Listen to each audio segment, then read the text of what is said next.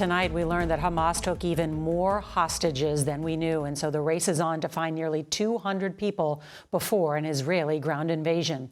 And world leaders are working to get aid in and foreigners out of Gaza as the conditions worsen. Much of Gaza is already in ruins, and the humanitarian crisis is getting worse by the hour. And there's breaking news. Israeli Defense Forces say it killed the head of Hamas's general intelligence. Secretary of State Antony Blinken back in Tel Aviv today to push for more diplomatic efforts to address this ongoing crisis, including efforts to open a civilian and humanitarian corridor from Gaza to Egypt. As of tonight, the border with Egypt is still closed to thousands who are trying to flee the war zone. The number of people killed continues to rise, with more than 1,400 in Israel and nearly 3,000 in Gaza. And more American troops are on standby tonight, preparing to be possibly deployed to the region. In an interview with 60 Minutes, President Biden endorsed Israel's goal of destroying Hamas, but also warned Israel not to try to reoccupy Gaza, saying it would be, quote, a big mistake. CBS News has learned that the president is considering a trip to Israel this week in a show of support. The evacuations of Americans from Israel are underway tonight, with nearly 1,000 leaving by air and even by sea using cruise ships. We have team coverage tonight from Israel to Washington, and CBS's Imtiaz Tyab will start us off tonight from East Jerusalem. Good evening, Imtiaz. Norah, good evening to you. As tens of thousands flee from the northern Gaza, we've learned the Israeli military has bombed the largest city in the south with hundreds of strikes. Nowhere in Gaza, it seems, is safe tonight.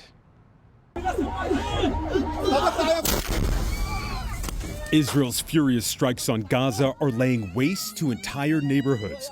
The northern Jabalia refugee camp is now a hellscape after Israeli airstrikes demolished over 3,700 residential buildings across the Palestinian territory.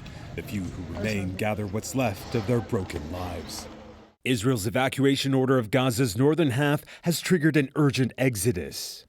The UN says more than 1 million Palestinians have fled their homes, nearly half of the Strip's entire population since the Hamas attack. As the death toll rapidly approaches 3,000, many of those who fled from the north are coming here, to the southern Rafah border crossing with Egypt, the only way out of Gaza. But the crossing remains closed after it was damaged by repeated Israeli airstrikes and because of Egyptian restrictions, leaving foreign passport holders, including as many as 600 Americans, trapped in Gaza. That's Gaza Strip in Palestine. This is like, they think it's not people here. Zakaria Al-Areisha, who's from Michigan, is one of them. He says there's people here, people living here. This is not a life. Hundreds of tons of desperately needed aid from several countries also remain stuck on the Egyptian side.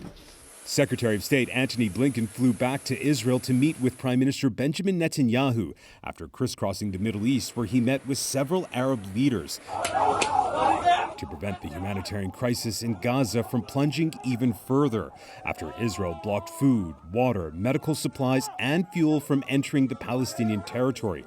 The UN is now warning Gaza's hospitals, which are powered entirely by generators, will be out of gas within 24 hours, as doctors warn hundreds of patients who desperately need surgery are being left untreated. And there were more critically ill patients needing to go to the ORs. These wounds are getting infected, including this little boy and his mother. Now, after the Israeli military announced today the number of people being held captive in Gaza stands at 199, more than was previously known, tonight Hamas has said there are 6,000 Palestinian prisoners, women and men, who they want freed in exchange for the hostages. Norah. Imtiaz Tyab, thank you.